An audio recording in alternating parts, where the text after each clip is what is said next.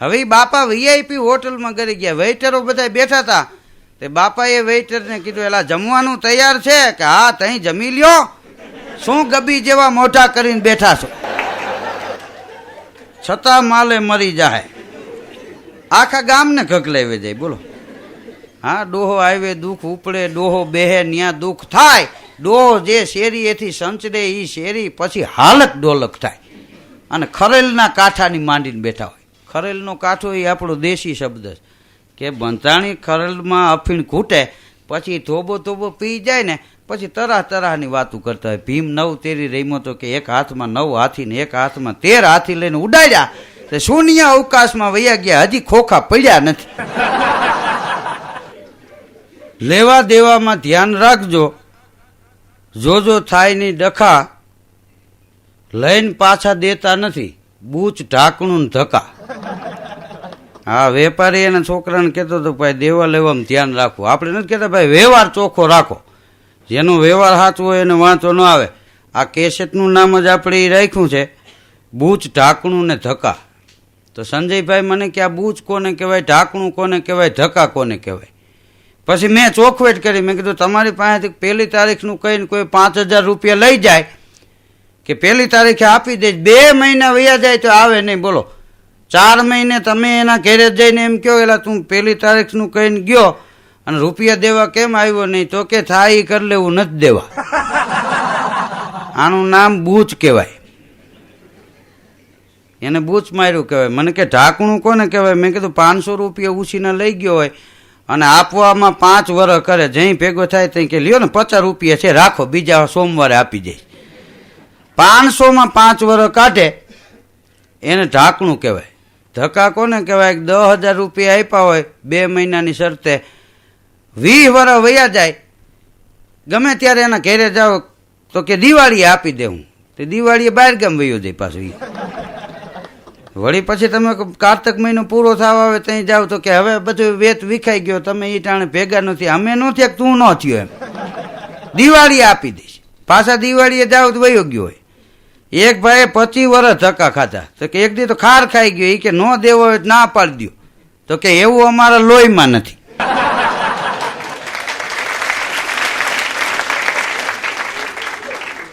અમારાથી એમ ન કહેવાય નથી દેવા એમ, પણ તો આ ધક્કા કરતા તો સારું નહીં કે? તો કે ના, તે તો 25 વર્ષ ધક્કા ખાતા. મારા બાપુજી એમ કહેતા હતા, મારા દાદા પાસે એક ભાઈએ 57 વર્ષ ધક્કા ખાધા, મારા દાદા મરી ગયા પણ મોઢામાંથી એમ ન બોલ્યા નથી દેવા. આને ધક્કા કહેવાય. વેપારીની દુકાને વેપારીએ બોર્ડ માર્યું હતું, આ દિવાળીએ જાતના બોર્ડ મારવા પડે, આટલા શબ્દોનો ઉપયોગ ન કરવો ને એવું બધું લખ્યું હોય, અને ત્યાંથી જ ઉપયોગ થાય. ના પાડે ત્યાંથી, કારણ કે આ માણસને ટેવ છે ને, તમે એમ કહો કે ભાઈ એ શેરીમાં ન હાલતા, ત્યાંથી ખાસ હાલે કે શું હશે ત્યાં, એમ પછી ભલે કૂતરા કરતા હોય પણ અખતરો કરે. વેપારીએ બોર્ડ માર્યું હતું ઉધાર બંધ છે. એક ભાઈ જઈને કે આ ચાલુ ક્યારે કરવાના? તો કે એ તો તમારી પેટી પૂરી થાય ને પછી ચાલુ થાય, ત્યાં સુધી ન થાય. અમુક ન કરવાના ધંધા ન કરે.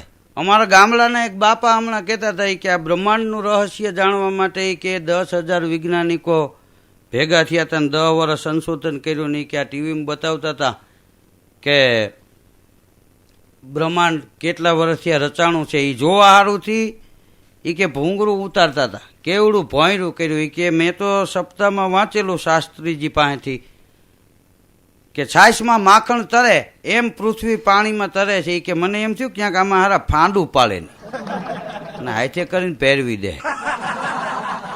ટીવીમાં જાહેરાત હતી ને કે 12:30 વાગ્યે દુનિયાનો પ્રલય થઈ જાય, તો રાજકોટના વેપારીઓએ પૈસા દેવાના હતા ને, એ ઉકરાણી વાળાને 4 વાગ્યાનો ટાઈમ આપ્યો હતો.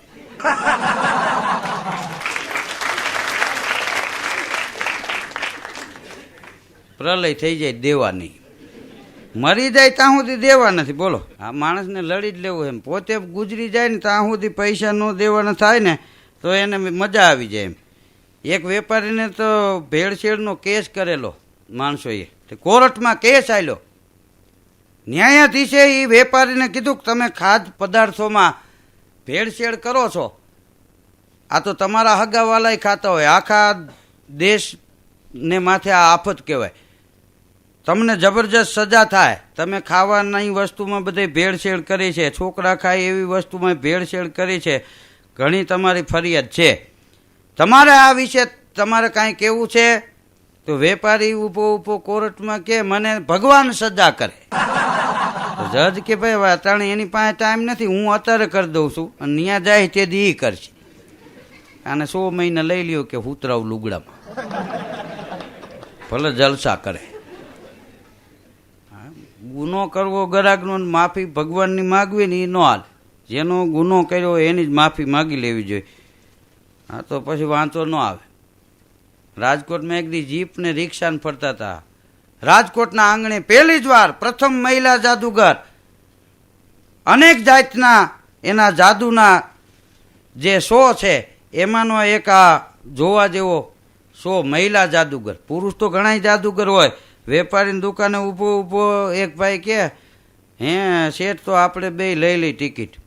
તો કે તારા લગ્ન થઈ ગયા છે કે ના? તો કે ગાંડા બધી મહિલા જાદુગર જ હોય.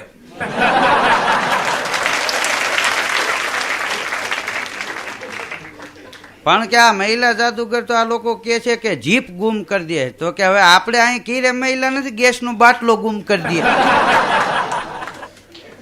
1 મહિનાનો પગાર 2 દીમાં ગુમ કરી દઈએ. આ જેવી તેવી વાત છે?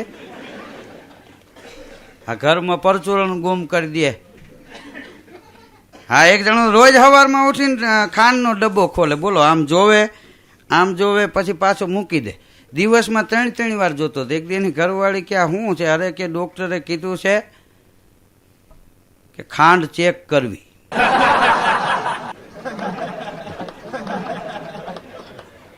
વધી નથી ગઈ ને એમ, સુગર ચેક કરતા રહેવું.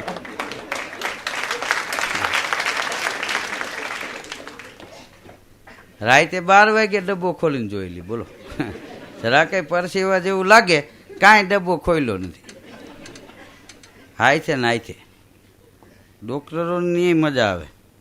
અમારા ગામડાના 2 જણા રોડ ઉપર ઊભા હતા. એમાં અમારા ગામનું મેટાડોર જતું હતું. એટલે કે રાજકોટ આવવું છે, મફતમાં હતું. આ કાકો પતરી જતો કે હાલો ને આટો મારી એવી, આપણે ક્યાં ભાડું દેવું. બેસી ગયા મેટાડોરમાં. માલ નાખ્યો હોય એ ઉપર બેઠા હોય, આ મફતવાળા કેબિનમાં બેઠા હોય. એક જોવાની ખૂબ એ જોઈજો. તમારે ત્યાં લગ્ન હોય તો સોફા સેટ ઉપર તો મહેમાન જ બેઠા હોય. બિલ ભલે ને કાકા ભરે, એનો વારો ઘરધણીને છેલ્લે વધે જ ખાવાનું હોય. નહીં તો વારો ન આવે. કારણ કે આપણે બીજાને હારા હાચવીએ છીએ. નવા ગોદડા મહેમાન સારું રાખી છે. તેલના ડબ્બાના બિલ મહેમાન નથી દેતા, એટલે મહેમાન આવે. નહીં તો બીજી વાર આવે. મામા આટો મારવા આવે ને ભાણો એમ કે લ્યો ત્યાં તેલનો ડબ્બો લેવો, આપો 1100. મામા બીજી વાર ન આવે. આ બેહી ગયા મેટાડોરમાં. રાજકોટમાં માર્કેટ યાર્ડમાં બોલો વેપારીની દુકાને કે માંડવીના ભાવ ક્યારે વધશે? તો મને એમ કે આને 2-3 મણ હશે ને એમ. એટલે વેપારી ભજીયા મગાવે ને આને તેને હાંજ સુધી બધે રેખડા. પછી બીજાને પૂછ્યું કે આ 2 ખેડૂત રહ્યા, ખેડૂત જેવા એ કે એ લોકોને મગફળી કેટલીક થાય એમ છે? મોટા ખેડૂત ના રે ના, એ કે એ તો મજૂરી કરે છે. ત્યાંથી કાઢ્યા.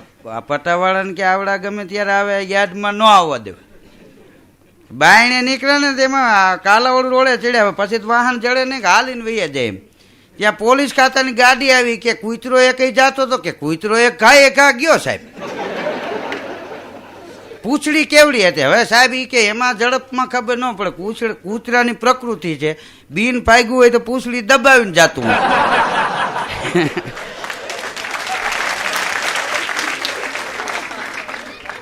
અને જો મોજમાં જાતું હોય તો એ કે એરિયલની જેમ અત્યારે કર્યું.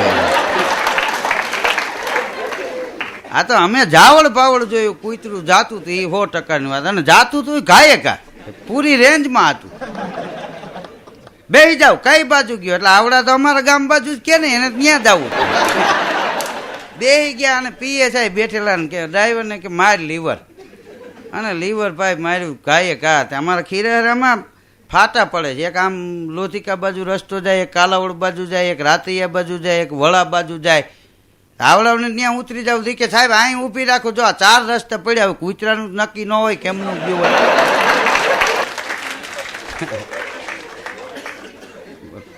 એમ કરીને એ ઉતરીને છટકી ગયા.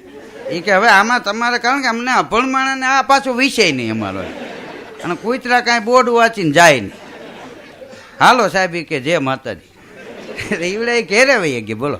અને સાહેબ હલવાણા, હવે કઈ બાજુ જીપ લઈને અમારે જવું એમ. અને સાહેબને મગજમાં બે ગયું કાંઈ કૂતરાનું નક્કી ન હોય કે ભાઈ આ સાઈડમાં જ વરે. હવેના નવા કૂતરા પાવર બ્રેકવાળા થઈ ગયા. નહીંતર આપણે ગાડી લઈને નીકળતા ને કૂતરા દોડતા ને તો પછી પાછા ન વળી શકતા બોલો, ખાલી બુક એટલું માંડ થાય. હમણાં હું ગાડી લઈને નીકળ્યો ને કૂતરું ઘાયે કા આવતું હતું, પાછળ નાઈટની ભી હતી, લગોલગ ગાડી આવી ગઈ ને એકદમ આમ પાવર બ્રેક લાગી ગઈ, હેન્ડલ ફરીને પાછું આમ ગયું બોલો. એટલે મેં કીધું પાવર સ્ટેરિંગ ને પાવર બ્રેક વાળા આવી ગયા, હવે આ મરે નહીં કડીકમાં. હા, એક ભાઈને ઘેરે હું ગયો ને તો કૂતરો બાંધતો હતો, થાંભલા એ કૂતરાને બાંધીને આવડું પાઇપનું બટકું લઈને એ ભૂંગળીમાં પૂંછડી ભરાવતો હતો. હું તો તપી ગયો, મેં કીધું તારામ બુદ્ધિ જેવો છાંટો છે કે નહીં? તો મારા સામું જોયું. મને કે હું તમારું કહેવાનું? મેં કીધું કૂતરાની પૂંછડીની પ્રકૃતિ જ વાકી હોય, એ સીધી ન થાય. આ ભૂંગળીમાં ભરાય એટલે સીધી થઈ જાય પૂંછડી. તો મને કે પૂંછડી સીધી નથી કરતો, આ પાઇપ સીધો કરવો છે. હા, તો કીધું કૂતરાની પેટી ઉઠાડી દે. હા, અમુક અમુક કૂતરા તમે જો, કબીર સાહેબે લખ્યું છે, કબીર કૂતા ન પાળીએ દો બાતન કા દુઃખ, રીજે તો પાઉં કાટલે, ખીજે તો ચાટે મુખ. કૂતરાના ગુણ છે. આ કૂતરું રાજી થાય ને તો મોટું ચાટવા માંડે, એથી આગળ સેવા બીજી ન કરે. અને કાં પગે કઈડી લે. ઘણા કે એ કાઢતું નથી, એને ક્યાં આવડે? હવે કાકા અમને ખબર છે ને નથી આવડતું. એ કે ખાલી મોટું ફટકારે. હવે મોટું ફટકારે તો કીધું અહીં ઘણું થઈ જાય ને એમ. અમારા કવિ કલાકારો ભેગા થયા હોય તો કોઈ નવી તરજ નીકળી હોય એની વાતો નીકળે, કોઈ નવું ભજન લઈ આવ્યા હોય, નવું ગીત લઈ આવ્યા હોય, નવું લોકગીત લઈ આવ્યા હોય, નવા કોઈ દુહા છંદ લઈ આવ્યા હોય, એની ચર્ચા થાય. કારણ કે જેવો માણસ એવી વાત થાય. હા, જ્યું કદલી કે પાત મેં પાત, પાત મેં પાત, એમ ગુણી જનકી કચેરી મેં બાપા, બાત બાત મેં બાત. વેપારી ભેગા થયા હોય વેપારની વાતું થાય, ખેડૂત ભેગા થયા હોય ખેતીની વાતું થાય. જેવો માણસ હીરાવાળા ભેગા થયા હોય તો હીરાની વાતું થતી હોય. એમ રાજકોટમાં ધારેશ્વર સર્કલ પાસે બધા ડૉક્ટર ભેગા થયા, એને દવાખાનાની જ વાત હોય. મારા મિત્ર છે ડૉક્ટર વાજા સાહેબ, હું એને દવાખાને ગયો, પછી એક વિચાર મને આવ્યો. મેં કીધું અમારા ખેડૂને ત્યાં કોઈ મહેમાન આવે તો એને મગફળી આપે, કોઈ ઘઉં આપે, બાજરો આપે, કે આ ખાતા જેવો લેતા જાઓ, મઠ લઈ જાઓ, ઘૂકરી કરીને ખાઈજો. મેં કીધું તમારે ત્યાં માસીનો દીકરો આવે તો એમ ન કહેવાય કે તું 3 વર્ષે આવ્યો, લે એકાદું ઇન્જેક્શન દઈ દો. મારા હમ ના બોલતો, આ ભાઈરે માયલું છે. કારણ કે ત્યાં કાંઈ ટેસ્ટિંગ એ કોઈ ન કરે. ત્યાં બોટલમાં પાણી હોય તો પીએ ને, હવે એમાં શું હોય શું ખબર એમ. દાંતના ડૉક્ટરે વાત કરી, આ બધા ડૉક્ટરો ભેગા થયા હતા, એ કે ભાઈ મેં 27 વર્ષથી આ દવાખાનું ખોલ્યું છે, પણ આજ જે દર્દી આવ્યો એવો મારી જિંદગીમાં મેં મરદ દર્દી નથી જોયો. કેમ કે એ દવાખાનામાં આવ્યો, મને કે એક દાઢ કાઢવી છે. મેં કીધું કાઢી દઉં. એમ નહીં સાહેબ, તમારા રૂપિયા બોલો કેટલા થાય? કે એક તો દાઢ કાઢો, લોહી નીકળી જાય, મોટું હોજી જાય, પછી રૂપિયામાં માથાકૂટ થાય, મજા ન આવે. ચોખવટ ઠારી, તમારા રૂપિયા કેટલા થાય? ડૉક્ટર કે મેં એને કીધું 150 રૂપિયા થાય. અરે સાહેબ, એક દાઢ પકડ લઈને આમ ખેંચી લેવી એના 150 હોય. તો કે નકરું પકડ કામ ન કરે તો કે પેટામાં ઇન્જેક્શન મારવું પડે, બેરું કરવા માટે પોતું મારવું પડે, પછી દાઢ નીકળે. તો એ દર્દી કે આપણે ઇન્જેક્શન નથી મારવું, પોતું નથી મારવું, ડાયરેક્ટ દાઢ ખેંચી લેવાની. એ કે તો હબાકા નીકળી જાય. કે ભલે નીકળી જાય, મને નીકળી જાય છે ને, લાવો લખી દો, મને જે કાંઈ થાય એ મારી જવાબદારી. ઇન્જેક્શન કે પોતું નહીં, ડાયરેક્ટ દાઢ ખેંચો. એના કેટલા રૂપિયા? તો કે 50 રૂપિયા. કાઢી લ્યો.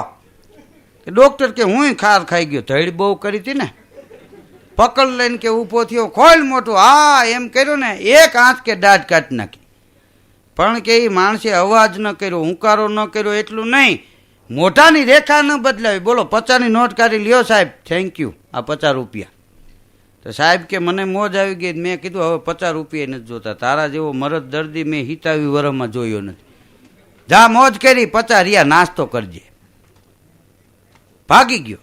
ત્યારે બીજા ડૉક્ટરે કીધું, કયો ઓલો કાળિયો ને લાંબો છે એ આવ્યો તો?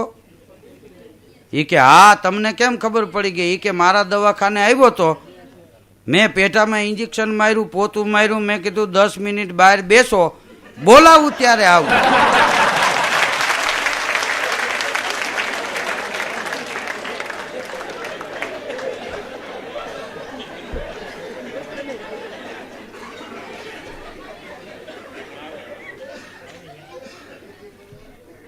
એ કે બોલાવું ત્યારે આવજો ને. એમાં એ ભાગી ગયો તો. ઓલો કે મારા દવાખાને આવ્યો તો, મેં ઇન્જેક્શન માર્યું, પોતું માર્યું, 10 મિનિટ બે, બોલાવું ત્યારે આવજો કે ત્યાંથી ભાગી ગયો.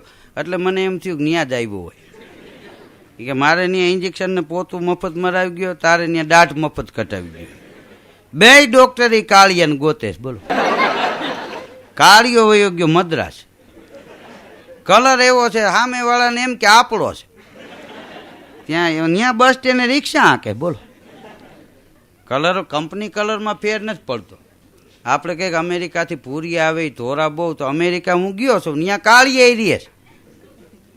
તો છોકરાનો જન્મ થાય ને કાળું થાય તો 2 દી ફ્રીજમાં મૂકી દે. કંપની કલર મરી જાવ ત્યાં સુધી ન ફેરે. અમારા ભેગો એકવાર એક આવ્યો તો મંજીરા વાદક વિદેશમાં, તો કોલગેટ વાળા ત્યાં આવ્યા હતા ને, એ શેઠે એને 1 લાખ રૂપિયા આપ્યા. બોલો, મેં કીધું કેમ? મને કે દાંત કાઢે તમારા કોલગેટની જાહેરાત થાય ને. અને હા, જે દાંત કાઢે ત્યારે જ ખબર પડે કે સામે કોક ઊભું છે, નહીં તો ખ્યાલ ન આવે. બોલો.